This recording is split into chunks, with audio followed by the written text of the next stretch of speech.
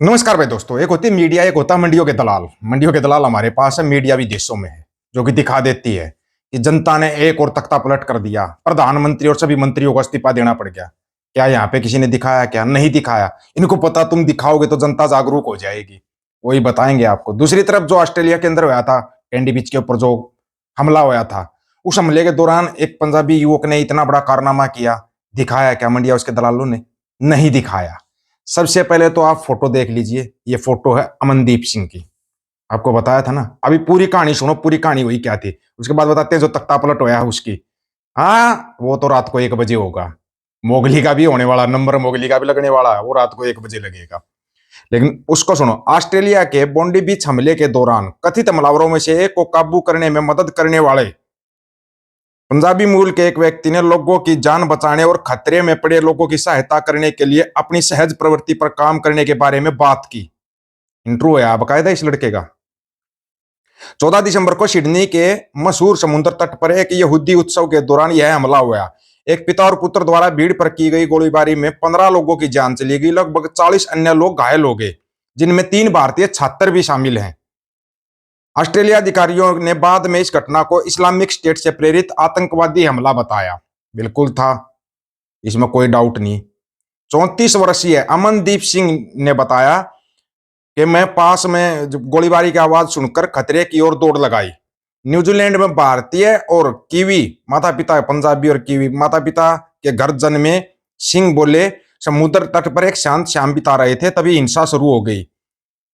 वो अपना जो भी कबाब खा रहे थे, सूर्यास्त देखते हुए उन्होंने गोलियों की आवाज को पटाखों की आवाज समझ लिया था पहले तो। जैसे ही खतरा स्पष्ट हुआ, सिंह बोले उस पुल की ओर दौड़े जहां हमलावर लोगों पर गोलियां चला रहा था। एक पुलिस अधिकारी की मदद से उन्होंने संदिग्ध को पकड़ लिया और काबू में कर लिया, जिसकी पहचान बाद में सिडनी निवासी 50 वर्षीय साजिद अकरम के रूप में हुई, जिसको कि इन लोगों ने बोला था कि वो पाकिस्तान का था। यही बोला था ना। लेकिन जैसे उसके पास इंडिया का पासपोर्ट मिला, सबकी बोलती बंद होगी। बोलती बंद होगी। अमनदीप सिंह के बारे में कुछ भी नहीं बताया मंडिया के दलालों ने। अमनदीप सिंह में हमलावर के ऊपर कूद गया और उसकी बाहें पकड़ ली। पुलिस अधिकारी ने मेरी मदद की और कहा कि उसे जाने मत देना। सिंह ने बोला, ये सब कुछ है ना, जो वहां की न्यूज एजेंसी है उसको इंटरव्यू में बोल रहा है सिंह साहब ने। उन्होंने कहा, मैं कथित हमलावर में से किसी एक को पकड़ने में मदद करना चाहता था, या बस किसी ऐसे व्यक्ति की मदद करना चाहता था जिसे मदद की जरूरत हो। ये है सिक्खी, ये है सिख, जिनको कि बचपन से ही सिखाया जाता दूसरों की मदद करना, मुसीबत में फंसे हुए लोगों की मदद करना। तुम यहाँ पर जो भान मंडिया के दलाल जो कर रहे हैं ना, दिखा रहे हैं, इनके बारे में भंडी प्रचार कर रहे हैं, उस भंडी प्रचार को रहने ही दो। ये असली गुरु के सिंह। पेशे से पर्सनल ट्रेनर सिंह ने बोला, टकराव के दौरान अपने गहन एकाग्रता के एक क्षण का वर्णन किया। उन्होंने कहा, यह लगभग टनल विजन जैसा था, बस चीजों के पीछे छिपने और नजर न आने की कोशिश कर रहा था, बस यह पता लगाने की कोशिश कर रहा था कि कहाँ है। एक बार जब मैंने उसे देख लिया तो बाकी कुछ भी मायने नहीं रखता था। हमलावर को जब उसने देख लिया। पुलिस ने झड़प के दौरान कथित बंदूकधारी को गोली मार दी। सिंह ने बताया कि वह अकरम के ऊपर ही रहे, उन्हें लगा कि उनकी जान निकल रही है। घटना के बाद उन्होंने कहा, मैंने अभी अभी मसालेदार चटनी वाला कबाब खाया था, इसलिए मैं कमजोरी महसूस नहीं कर रहा था। इससे तकलीफ हो जाएगी लोगों को, हमारे को पता है। साजिद अकरम की पहचान बाद में हैदराबाद के एक भारतीय नागरिक के रूप में हुई, जो 27 साल पहले ऑस्ट्रेलिया में आकर बस गए थे। घटना के दौरान उनके 24 वर्षीय बेटे नवीद अकरम, जो ऑस्ट्रेलिया नागरिक है, को घायल हो गए। ऑस्ट्रेलिया संघीय पुलिस आयुक्त किसी बैरट ने पुष्टि की जानकारी बोंडी बीच गोलाबारी की घटना को आतंकवादी हमले के रूप में देख रहे हैं, जो हाल के ऑस्ट्रेलिया इतिहास में सबसे घातक हमलों में से एक है। इसमें नाम किसका आया भाई? आप लोगों को तो पता ही किसका नाम आया है? ये भी बताने की जरूरत है क्या नाम किसका है? वो भारतीय मूल का लिख दिया, जिसको कि तुम प्रचारित क्या कर रहे थे, पाकिस्तान मूल का, पाकिस्तान मूल का। नहीं, मुसलमान आ गया तो पाकिस्तान का क्या? इंडिया में मुसलमान नहीं है क्या? और देशों में मुसलमान नहीं है क्या? ये भंडी प्रचार करना और बिना बात का करना बहुत ही गलत होता है। अब सुनो एक और जैन जेड का कारनामा।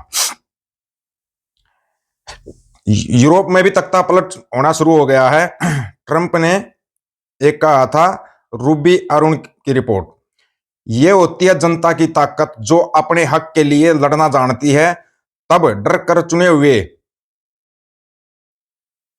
पीएम मिनिस्टर भी अपने पूरे मंत्रिमंडल के साथ इस्तीफा देना पड़ता है। ये कहां की घटना है?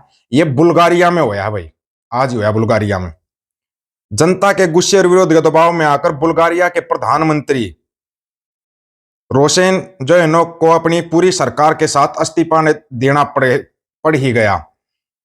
बुल्गारिया गवर्नमेंट की जनविरोधी नीतियों से परेशान बुल्गारिया की जनता महीनों से सड़कों पर थी। खराब आर्थिक नीतियों, कुप्रबंधन और भ्रष्टाचार के खिलाफ इस भयानक भीड़ वाले विरोध प्रदर्शन ने प्रधानमंत्री रोशन जोएनोक की नींव अंदर तक हिलाकर रख दी। 2026 के बजट में सरकार ने टैक्स बढ़ने का प्रस्ताव रखा था, जिसे लेकर जनता में भारी आक्रोश था। लाखों लोगों की संख्या ने सड़कों पर उतर आए और हफ्तों तक प्रदर्शन किया। हालांकि जनता की नाराजगी को देखते हुए टैक्स बढ़ाने का विवादित प्रस्ताव वापस ले लिया गया था, लेकिन जनता यहीं पे नहीं रुकी। उनको पता था फिर करेगा, क्योंकि एक मोगली और है, वो एक बिल लेकर आया है, किसान विरोधी बिल। पता है आप लोगों को? नहीं पता। आपकी जमीन के ऊपर कब्जा करेगा और वो जमीन सारी की सारी ना जगत सेठ को देगा। बिल लेकर आए, रात को 12 बजे वो बिल पास किया है। पता है आपको? रात को 1 बजे संसद के अंदर हंगामा हुआ। किसको पता? किसी को नहीं। देखो भांड मंडिया के दलालों को देखो, तुम्हारे को पता नहीं लगा न्यूज क्या थी।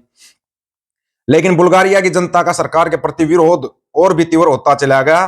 तख्ता पलट हो जाने के डर से प्रधानमंत्री ने विपक्ष द्वारा अविश्वास प्रस्ताव पर वोटिंग कराए जाने के कुछ मिनट पहले ही अपने पूरे मंत्रिमंडल के इस्तीफे की घोषणा कर दी।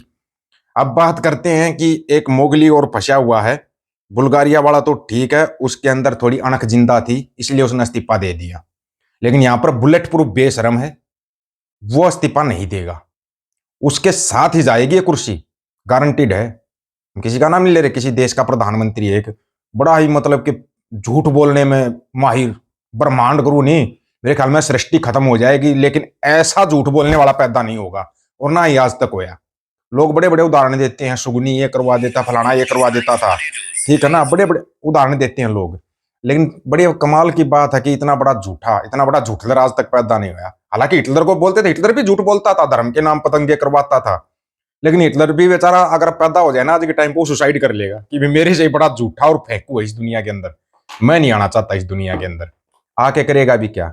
मीडिया अगर सवाल करे तो मीडिया पर रोक लगा दो, दिखे भाई थोड़ा सा ये ऊपर ने है, उसको खरीद लो, जो खरीदने में ना आए उसको गायब कर दो, या ईडी सीबीआई इसकी जांच बिठा दो, या जो हमारे जैसे छोटे मोटे यूट्यूबर बोलते हो उनके ऊपर झूठे केस लगा दो, कभी देशद्रोह का लगा दो, कभी कुछ लगा दो, कभी कुछ लगा दो, कभी खालिस्तान की फंडिंग का केस लगा दो, है ऐसे केस लगा दो, ताकि बंदा उन्हीं में उड़ जा रहे।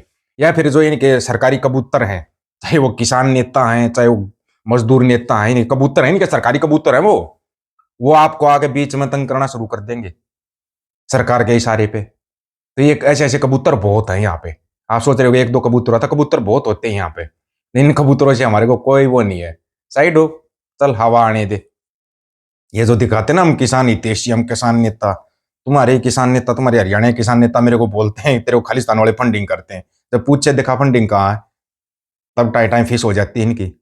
यहाँ पे पोस्टर लगा देते हैं, ये देखो जी खालिस्तान का वो कर रहा है, खालसा राज की बात कर दो तो इनको मिर्च लग जाए, महाराजा रणजीत सिंह के राज की बात करो तो इनको मिर्च लग जाए।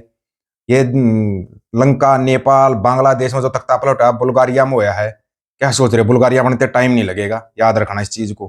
कहीं सोच रहे हो कि सारी उम्र तुम तानाशाही करोगे और रात को 1 बजे तो तुम्हारी फाइल खुलने वाली है, उसका वेट सभी को है। आप लोगों की क्या राय है इसके बारे में? अपनी राय रखना, आपकी राय का इंतजार रहेगा। सभी साथियों को राम राम, नमस्कार, आदाब, सत श्री अकाल। वीडियो को ज्यादा से ज्यादा शेयर, चैनल को सब्सक्राइब, बेल आइकन को जरूर दबाना दोस्तों। ऑफिशियल दीपक फौजी यूट्यूब चैनल, बात और सच की करेंगे, हक सच की बात हम करेंगे। वीडियो को शेयर करने की जिम्मेदारी आप लोगों की है। गज के आखो, वाहिगुरु जी का खालसा, वाहिगुरु जी की फतेह।